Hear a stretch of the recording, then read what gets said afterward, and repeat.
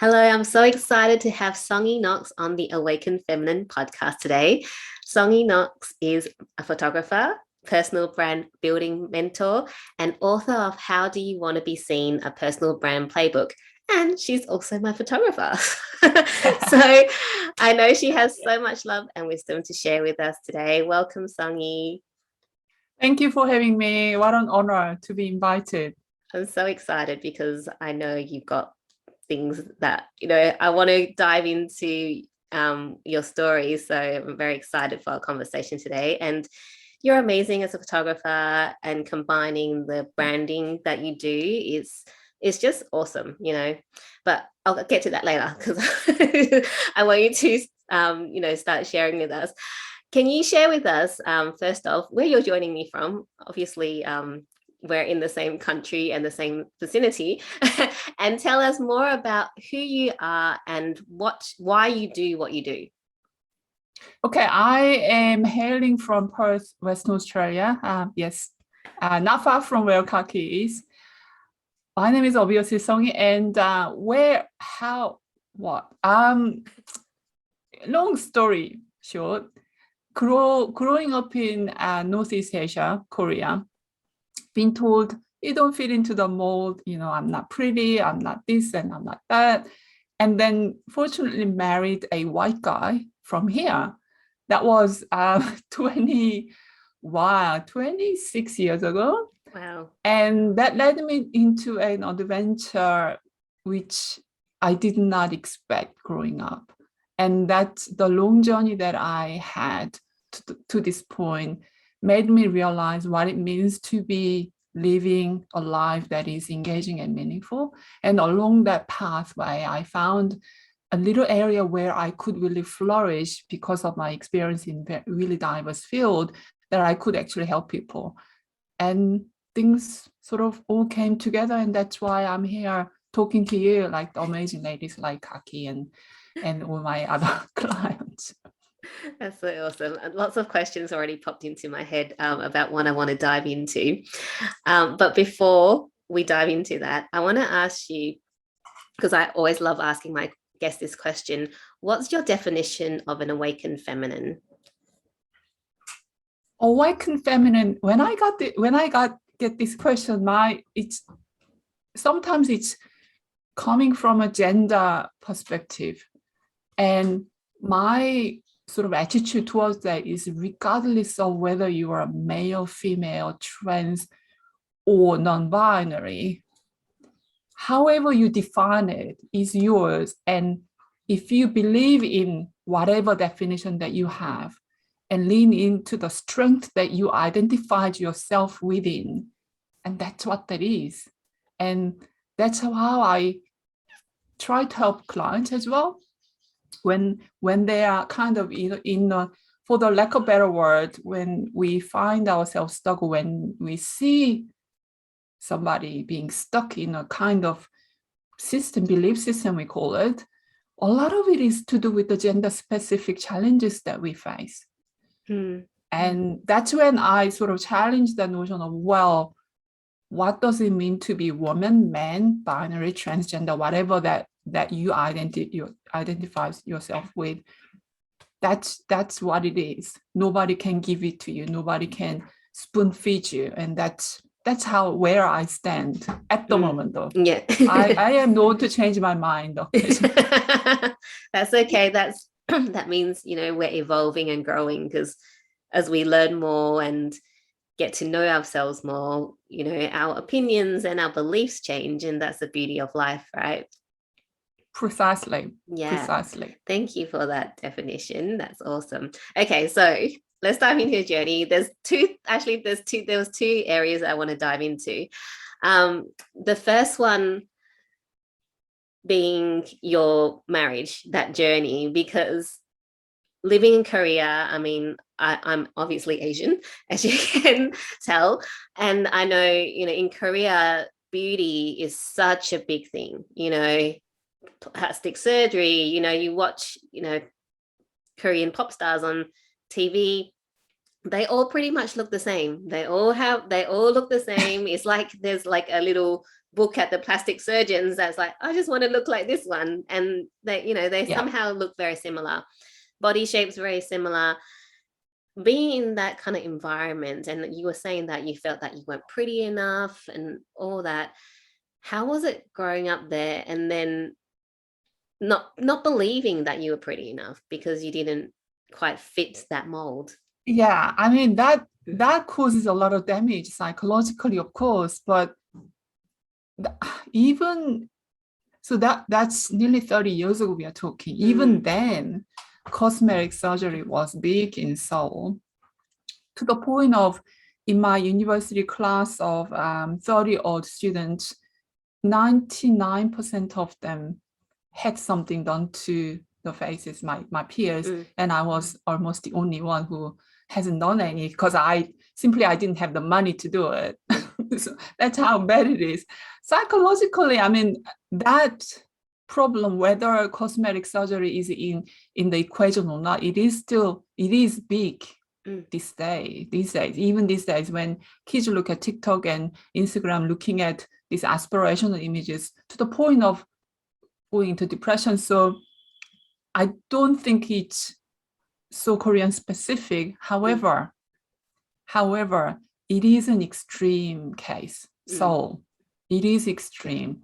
And I even, whenever I come across Korean television shows occasionally, one way or another, online or YouTube, and there's a game in our household, in myself, okay, what has she done to her face? Can take a guess at what has she done to her face? That is tragic, because I get to sort of see these people as not as how they used to be, but like, what kind of change have you done to yourself? And that is just, it's norm. Nobody comes out on TV without having done anything. Yeah. And that is almost like the cultural norm. And that is quite tragic. At the same time, some people are now realizing, it's rare, but there are times when you come across somebody who hasn't done anything, and that's quite refreshing. Yeah. It is a challenging issue to talk about. Yeah. Growing up in an environment like that, when I realized, to just go back to answer your question, when I realized I didn't fit the mold, I'm not pretty by the Korean standard. And that is quite a devastating thing, because you desperately want to fit in, especially in a homogeneous society like Korea. Because in Korea, not like here where there are lots of diversity here. In Korea, you all of us look alike, and the Korean government, by their policy, they don't accept, Westerners to become Korean. It's just not done in most cases. That means everybody looks about the same. And among that homogeneity, you have to look apart by the beauty standard that is arbitrary, based on like a manga look with American, like a Western look, and you got to have that particular thing. And that beauty standard is impossible to achieve unless you go into the drastic jaw shaving to the, everything, the whole gamut. I mean, yes, in many ways, I personally have no problem with people having done so. My best friend has done extensive work, and it was okay. But psychologically, are we happier having done that? I doubt that.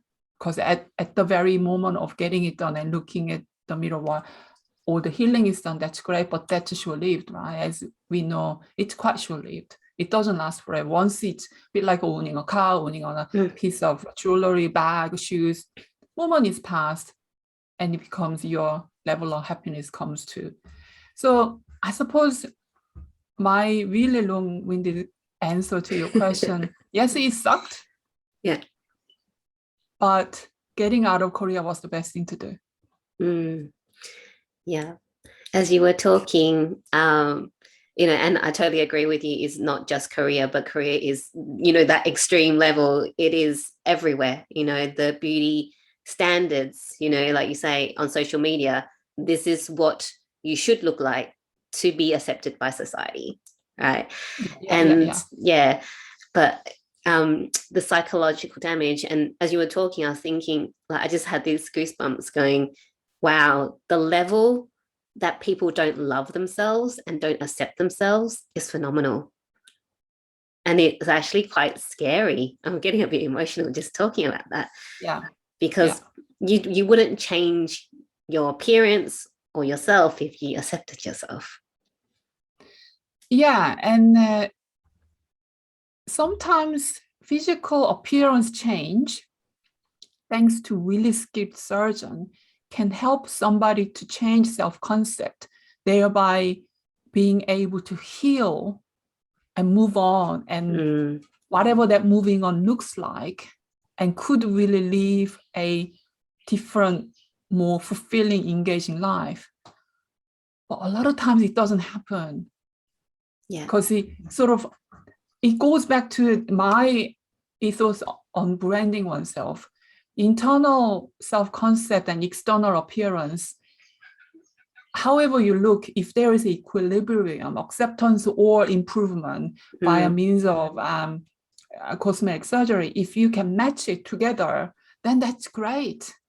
But a lot of times, while appearance changes, psychological self-concept identity doesn't come along that journey. That's when things go. And that is the key, I think. There is nothing wrong with improving oneself, no matter what, as long as it's ecologically sound, self and otherwise. But when the self-concept doesn't come along, and that's where the challenge lies. How do we? And that means I'm asking plastic surgeons to do more than just the surgery, putting knife across somebody's face or the body. I want them to really work with their patient, to work with psychologically as well, so that there is a balance, so that they're healthy coming out of it, not just realizing, okay, I look pretty in the mirror, but I don't see the way other people see me. And that's fundamentally what I love working on, wherever possible, without, because I'm not a surgeon, so without the OR. But you're amazing. I mean, I'll talk a little bit about working with you in a second, but you're able to bring out that person's essence because you ask them to dig deep into finding who they truly are, and then building that that equilibrium, as you call it, to go, oh, this is Kaki, this is how she is, how she feels, but the external is not quite matching. What can we do to go, to really show the essence of Kaki? It's not that Kaki needs fixing in any way. It's just that she didn't know how to portray herself in the way that she feels and is inside. Well, I get goosebumps. that's like perfect example of the joy that I get from working with people like you, Kaki. It's understanding what it takes to do that work, because it's an emotional labor. It can be messy. And sometimes it's quite mechanical. Just ticking the boxes. Okay, I have done that, have I done this? Okay, I get it. And equation, answers became clear, and I get it. I know what it means to build a brand that comes from within, rather than trying to arbitrarily get go to Fiverr and get some logo design, which is fine, but then only to realize not only you get what you pay for, but also there was no emotional labor went in there. And that emotional labor part is something that isn't for everybody. Only when people are ready, because it can be messy. Yes, very messy. And I've done a lot of internal work before I started working with you, so it wasn't a messy process. Like, it was like, oh, okay, I can use all the work that I've done to then do your work and go, oh, right, that matches together, so then I can come out. But a lot of times it is I need to look at myself. If I go deep, it's going to bring up a lot of shit, right? And then it's working through that, trudging through to work through the healing. That is the hard bit. And to build a personal brand that actually really portrays who you are, you need to do that work. Yeah, yeah, I can't say better than you just did. That's something that I don't always talk about because I get to talk to people who are already in my camp. Mm. Because I don't have to convince people otherwise. Yeah. And I'm of the opinion that I don't have to change somebody's mind to work with me. Mm-hmm. They have to be already ready there, almost. Maybe not being able to articulate the way you did, but deep down, maybe somewhere back in their mind, they know the work needs to be done, but they don't know exactly what. Yeah. And then when they're open to the idea that there is more to personal branding that what is seemingly available online all over the world, then I can crack open a little bit of a, there is more to your story than what you are letting us believe. And let's have a look at that. And that's when the lady or the man is willing to have a look at that inner wealth, inner wisdom and treasure they have been hiding. That's when magic happens. And that's when my job becomes really easy then, because the subject, the model or the client is ready to sort of, it's not all that serious anymore. I know who I am. I can show up. It's fine. I'm not gonna die from this. A lot of times I laugh about this, but the fear of death, as in your ego of protection, death of your ego can be incredibly crippling, and people don't know that that's what's holding them back. Yeah. And when that's gone, it's easy. It's easy, right? Yeah, I love that. You're just awesome. I love you so much. But I lost my train of thought. I was going to ask you a question. You were talking about, your clients knowing that they work with you. And that's what I loved when I jumped on the phone the first time with you, because I saw your website and I went, because I looked at heaps of, people. I was looking for a brand photographer, but it was like, I'm going to be working with her. And when I jumped on the phone, it was like, yep, I'm going to be working with her. And there was no push. I've been on so many calls with people, to see, to work with them. And he's always like, there's this element of like push and like, oh, you need to pay now or put down a deposit, or, they make you feel like there's this push. But I so believe that this new way of working, this new, this heart-led entrepreneurship is all about, if the person knows they're going to work with you, it could be a year down the track, it could be right now, they will come back.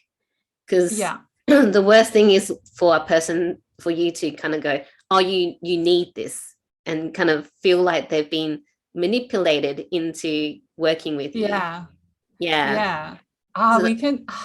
can talk about this on the cows come home. There are two things came up when you are describing that experience.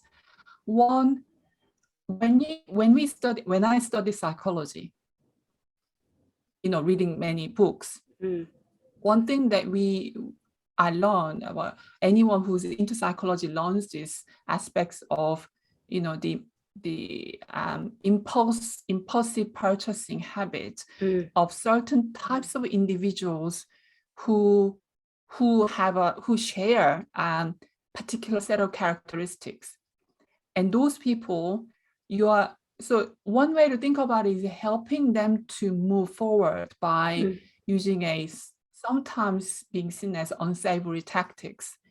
And in many ways, those people who tend to use that method, seeing themselves as being generous in helping a client to unblock their blockage, if you know what I mean, like smashing through. So that's the way they see it. And kudos to them if that works out for them, because it goes two ways. You have to be okay about doing that, as well as the receiving end should feel okay about being at the receiving end of it. Then obviously uncle, it works out fine.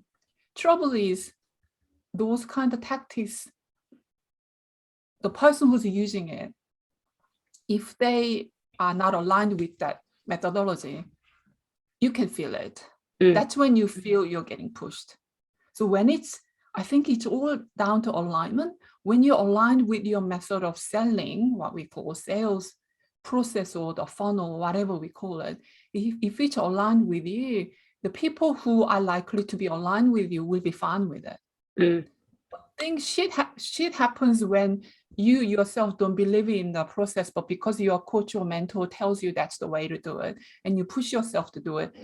And of course, the vibe speaks louder than your words, whatever you say. It just doesn't, there's a clunkiness in that. Yeah. And I think that's what I experienced. Actually, it's coming from my personal experience, having been trained in multiple methods. And what it came down to was knowing, well, what am I like? Mm.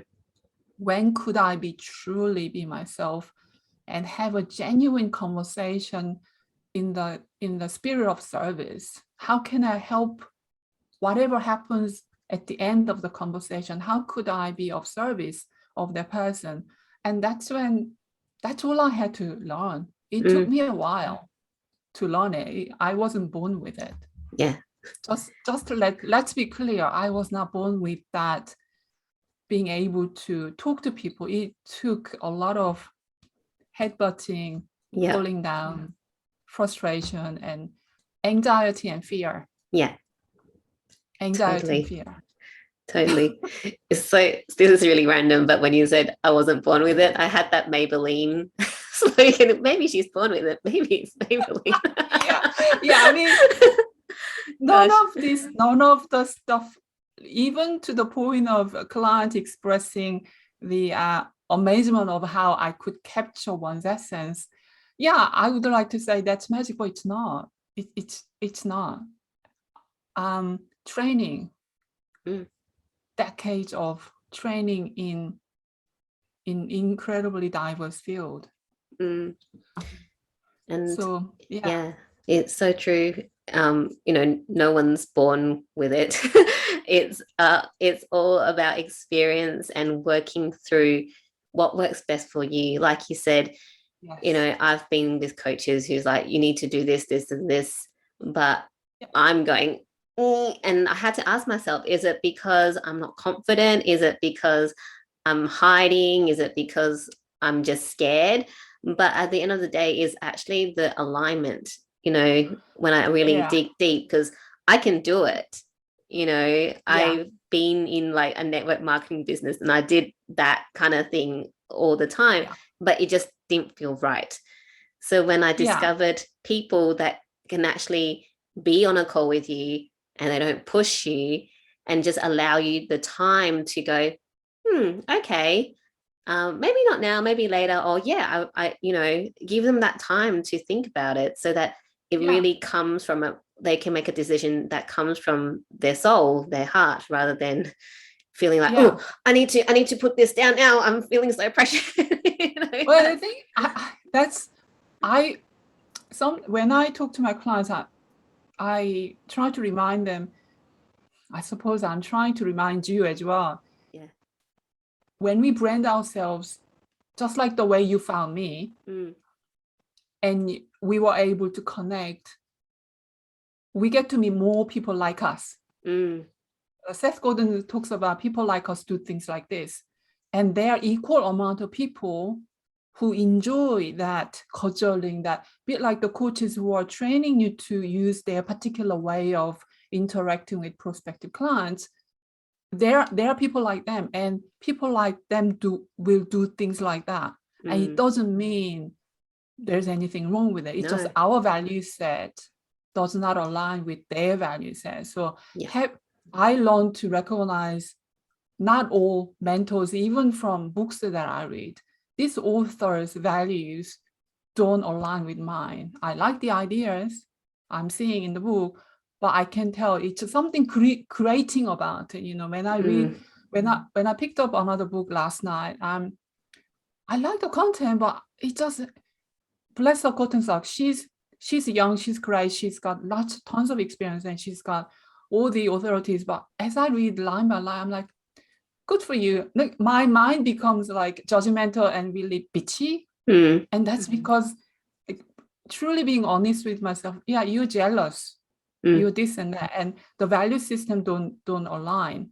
And I had to just drop the book there and then. Be like that, I think. When we become aware of our value system, we can find a really good thing that works for us. And our job is to find the people who will understand, who will resonate with our value system. And when that's aligned, magic, like I said, magic happens. Seemingly looks like magic and it feels like magic, but it's not magic. It's just a mechanical thing. I like to say it's magic.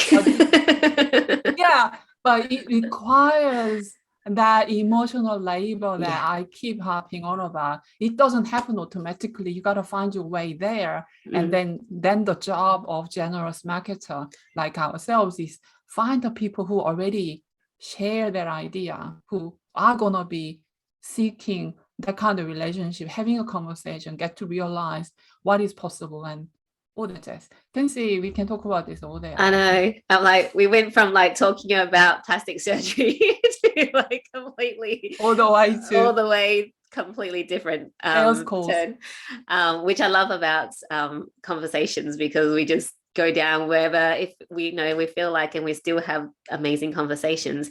And like you say, it's not about whether a method is right or wrong. It's just your resonance with it, because really at the end of the day, with everything in life, there's no right or wrong. Is what you perceive as right or wrong. It's just, like you said, is the values, is your your belief system that you need to make sure you hone in to feel aligned with. That's awesome. Amen to that. Amen. It's so cool.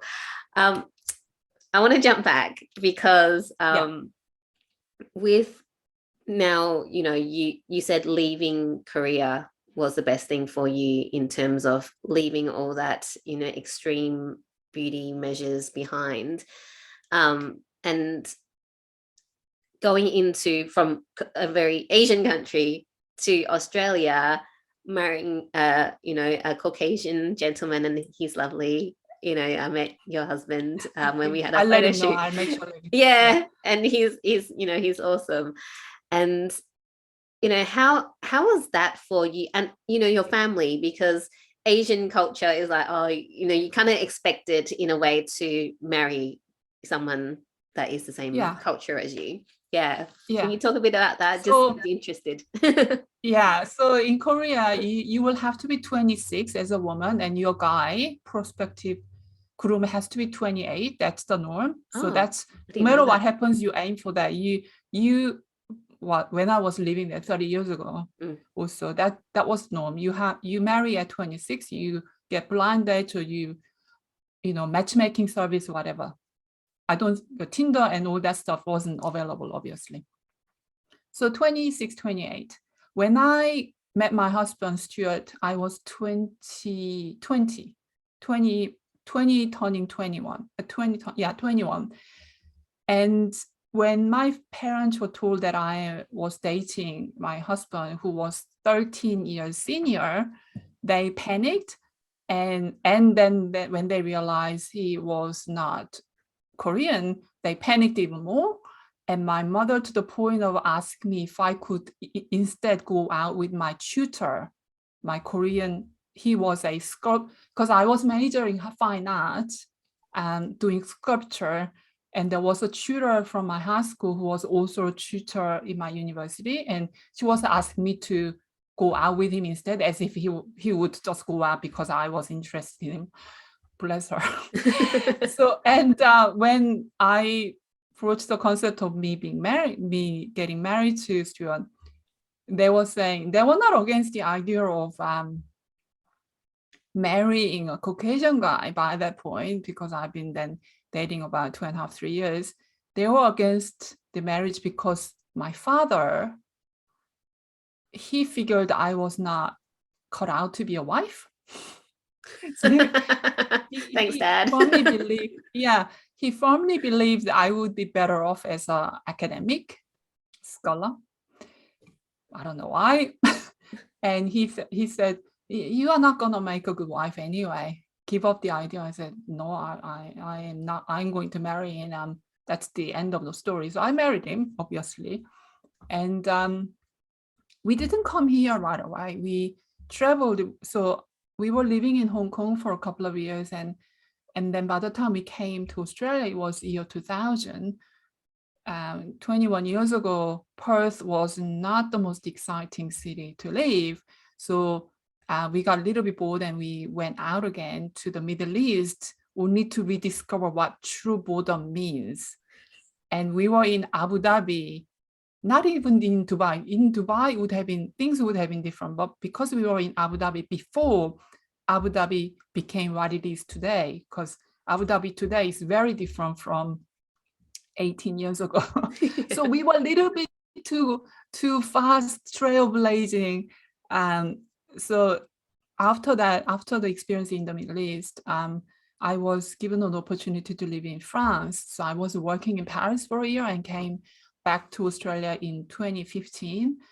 And the experience of living, and the reason why it was the best thing for me was because I got to see what the world really is, what humanity is.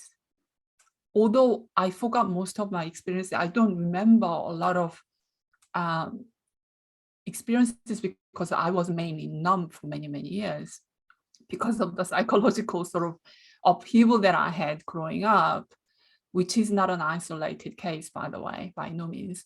Now I realized only when I came out of the country, only when I realized what the world stage looks like and what humanity means, what it means to be a human, part of this global family, I could only do that here, getting out of that very rigid, very constricted, very difficult society that is Korea. And I'm sure people will understand it if they watch the show called what is it called? 𝐒𝐨𝐧𝐬𝐬 on Netflix. Yeah. Now that shows the timing of this recording. I didn't watch the show, but everybody I meet asked me to watch the show. I don't watch it because it's too close to home. I know what it's about, and I know exactly, although I don't know the nitty-gritty details of the storyline of the show, but the underlying premise of, the disparity between the poor and the rich, and the national debt crisis and all that. So yeah, it was the best thing for me personally. I can only speak for myself, obviously, because growing up, the competition in a country like Korea is also unreal. And probably the show Squid Game shows that quite viscerally, so people can actually feel it to the point of killing one another over money prize. And it's actually not funny, but yeah. I don't know if I answered your question properly, but no, that's cool. We just take wherever the conversation goes. I mean, I haven't watched Squid Games. I've been told to watch it, but I'm just not really interested in watching a lot of these kind of things. But it is that it's seeing that, like you say, the disparity which we see now in society. If you just look at, watch the news, you just look outside, you will see that the correlation, with the show, the, like you said, rich versus poor, and it's that hunger, for people to escape, their life, but it's really, I mean, I don't know, as you said, I don't know but then when you think about the hunger for people to escape the life that they're in right now, to get to somewhere better, and then not consciously making decisions and then bringing themselves into a state where it's actually worse than where they were in. That's all. Totally. It is a difficult topic to talk about. There's when stuff like that comes up, I do get an emotional reaction because it is hard. Poverty, and the poverty that is created from excessive consumption, as well as inequality. It's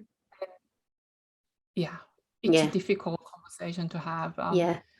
because moral, ethical questions to come up, and who is the arbiter in that context? Because one cannot drop personal experience and the compass that we bring into conversation based on our experiences, and inherently that's biased, no matter how you dice it, slice it. Yeah. Slice it, dice it, whatever the English expression is. So yeah, it is a difficult conversation. I would love to talk to somebody who is a bit more aware, a bit more learned, as in more aware of ramifications, like, you know, complete equality systems like in Nordic countries. If we look at that, and then you think, yeah, wish we could have something similar to that, more or less equal. The teachers get paid loads, like to the point of similar wage bracket as doctors and lawyers. What if we institute something like that here? Why can't we have something like that here so that kids can educate it better? And all these things I would like to learn what happens if we do something like that, instead of me preaching to the people like, we must, like, okay, that's great, but what happens? Can it be done? And if we want to be done, what are the ways we could do it? I have these like thought patterns. Yeah, you can imagine, you know. Yeah, I could drive some people crazy, Sabir. Yeah, I mean, one of the other things that I always think about is the educational system as well, because our educational system doesn't, you know, set us up to succeed. It just keeps us, you know, it keeps us playing small and keeps us safe. It keeps us being that worker bee without being able to have that free thought.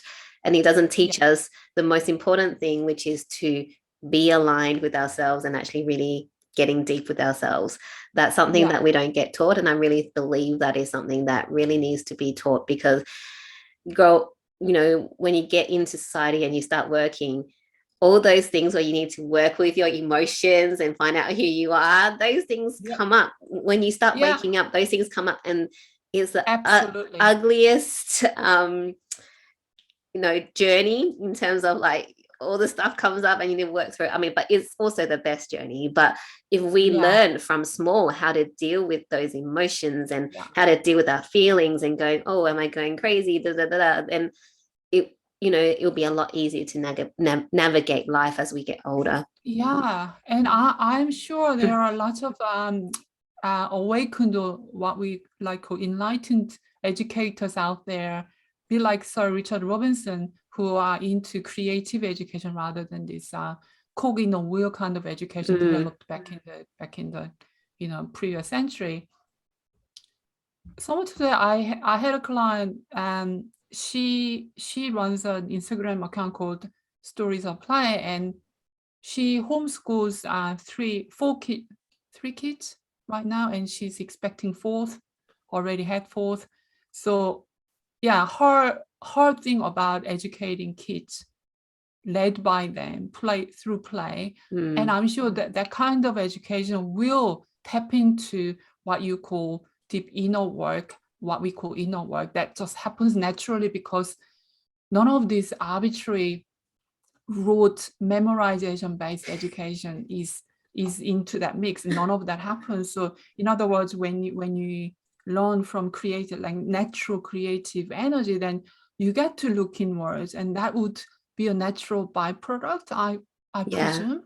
And if anyone watching or listening to this, I highly recommend checking out Stories of Play. And you know, it's amazing what when she and I were talking about it, when she came to me quite a few years ago now, we were like, she was planning on doing homeschooling, but it wasn't, the kids were too young then.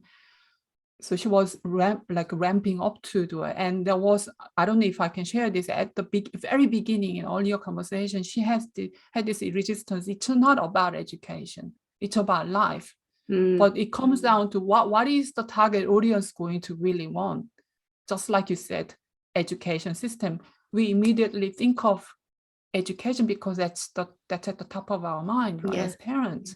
So yeah, I can also link this conversation to how we market our work. Is that, yes, we believe in this, but what is our audience sort of expecting?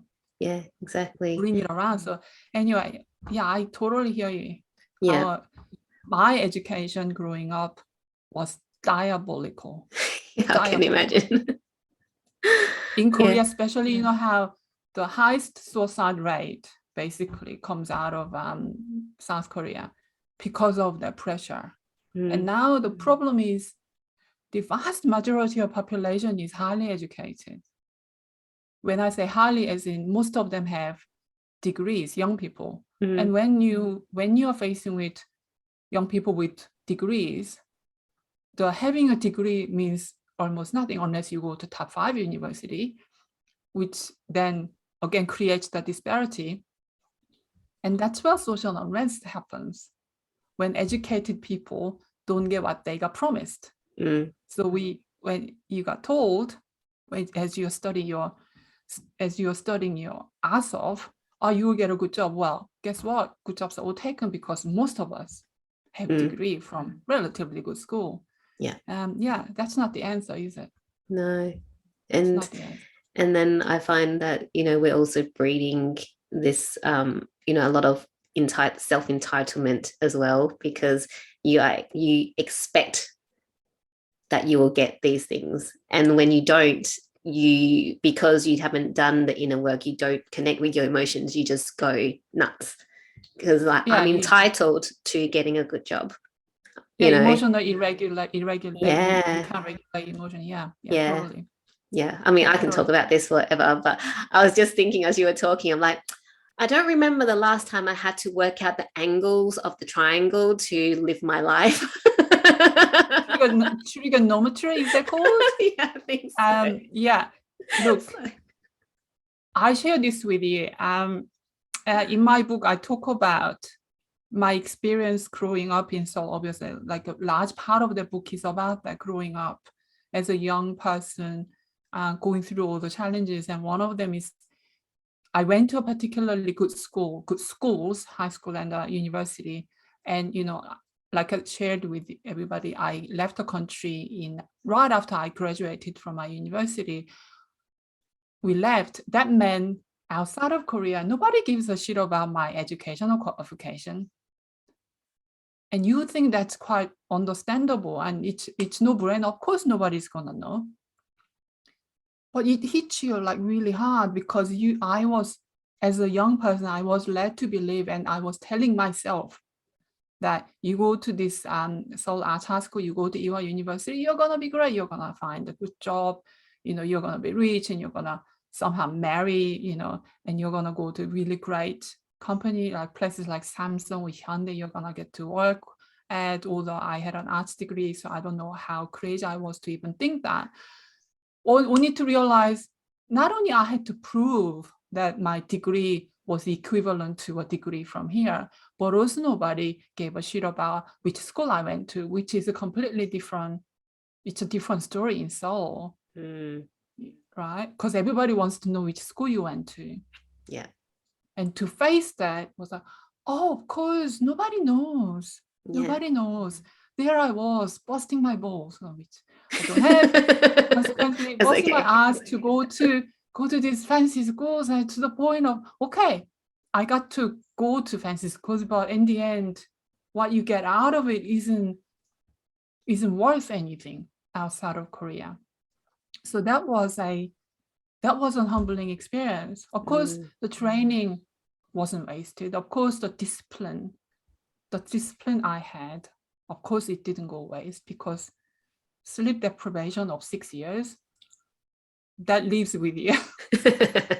You can't get over that easily. So yeah, that education is again, we can talk about this. Chaos come on, can't we? Yeah, but it's just so interesting, the stories, that how easy it is to create stories around something. And because you were told by your parents, by society, by your friends' parents and government, that if you go to a good school, and get a good education, this is what happens. And then, you're not even doing anything associated. I mean, you are still in the arts in terms of photography, but you're not, working in a job for someone else, because you have a degree. It has nothing to do with your degree, really. Yeah. So, I mean, some of us, probably, I think, Kaki, you belong to Gen Y. I think I'm on the edge. 82. I don't know if that's you're going into like you're edge of Gen Y, and next is what? Z. Yeah. Then Z. So you are like earlier than Z. Yeah. Those of you watching and listening to this and having had this experience, no matter where you're from, had this seemingly crappy stories you got fed, then the work we all must do is make sense of what happened to us and make the best of it. Make the best of it, because I made the best of my checkered past into something what I'm proud to call beautiful, because I had to work through that incongruent sort of nature of my experience. The fact that I worked as a business analyst, having had no experience in business or no experience in project management. I was an art graduate and somehow ended up being a business analyst and project manager. How do you make sense of what the experience you had, discipline, or that hard work made it possible for me to do what I ended up doing? And the combination of all that made it possible for me to talk to people like you and other clients who could be a CFO, could be a CI, like a like IT people, could be a finance people, could be lawyers, doctors. And I'm able to do that because I came to realize, okay, the experience I had, while it didn't give me one single passion that I could pursue, like Steve Jobs always talked about, follow passion, although I didn't have that, it made it possible for me to do what I'm doing right now. And I think that work, it didn't come easy for me. And I don't believe that would come easy to anyone, if I had to have a guess at that. Yeah. And anyone listening to this and thinking, oh shit, I wish I had a clear-cut answer to what I need to do. The answer to that question is find a thread and work your way through it. Make sense of, starting with the concept that my husband gave me this yesterday. Gratitude. I don't know if you can see that. Yeah. Starting with the idea that, okay, I am so grateful for all the experience I had. What does it actually mean now? How can I make meaning out of this?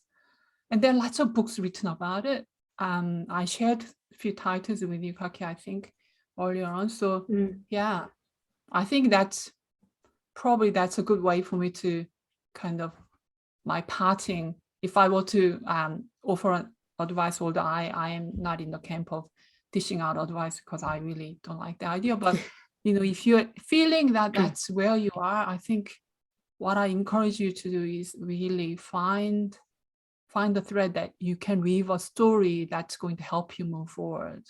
Even if you had a crappy childhood, a crappy education, and you think you don't have a brand, well, nobody's born with it. Thank God for that. So yeah, that's totally agree. That's that. Yeah, totally agree, and 100%. I also I grew up in Australia, but I was still told get the good education, and get a good education in a profession that will allow you to be respected and make lots of money. So stability. Stability.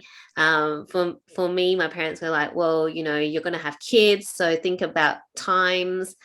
And so pharmacy was the answer. Pharmacy was the answer. And I very clearly, I remember from 12 onwards, that was my thing. Oh, pharmacy is going to be really good for me because of all these things that I was told. So it's, I love that you're saying that, it's just making sense. But then as you journey on, follow the thread, follow the curiosity, and then it will lead you to the thing or the passion or whatever it is that you're meant to do. But if you don't follow the thread, then you will just stay stuck where you are. Yeah. Yeah. And there Totally. are those lucky ones that know exactly what they want early on in life. Yeah, and I mean, let's face it, that's really rare. yeah, Let's not kid ourselves. It's really rare. And I would like to say, don't fall into the trap of I need to find the passion. Mm. Who was it Marie Forleo or Gary Bernstein that, passion is an inside job. Yeah. It's not something that you just grab it and just run with it. Yeah. It's something that you cultivate. Yeah. You have to cultivate. A lot of us have to do that. Some vague statistics I remember from reading one of many books is 80% of people don't have single passion that they can follow. Yeah. So if you are one of those 80, join the club. It's work. It's worthwhile. You're not gonna get an answer right away. No matter how old you are, how young you are, just have to follow a little bit of a trail, little bit of a clue. Yeah. That's it. Oh, Songy, I'm just looking at the time going, I don't want this conversation to end, but I'm mindful that you might have stuff to do after our podcast. Yeah, interview. we can. Round 2, if you invite me for round 2, I'm more than happy. Because I want to talk about how long it took you to kind of have that self-acceptance and, because I think that's a major topic. Yeah, okay. I would love to talk to you again. Yeah, so it took me, I can answer that quite quickly. Yeah. So the work I started doing when I became aware, that was 2014. Wow. So I was well into like late 30s and early 40s by then. So I'm a late bloomer. Hey, better late than never. And it took me, so actively pursuing the work that I'm doing, it was 2018. So it took me good 4 years to get my head around it. Now, it doesn't mean you got to take 4 years, because there are people like us. You do what you do, but what we do, similar.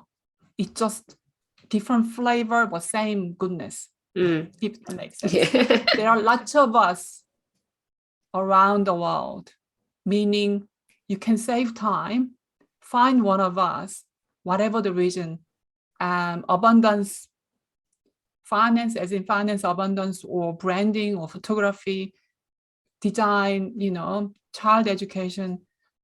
Under the guise of all these different names, we do the same work, it's the same shit. Yeah. It's just wrapped up differently. Yeah. So you have to find people like us. And then you save time. You don't have to take 4 years to do it like I did, like I had to, because I think it's our zeitgeist, our generation of people, thanks to the internet, we have access to vast resource, and we are piecing together patterns. And your teachers and my teachers, my mentors who know me or who don't know me, we create the pattern that we are seeing. Finally, we are seeing things the way it could be seen, rather than boxed in thinking this is how it's been done. No, it's not how. We can do it our own way. Yeah. And that saves a lot of time for people.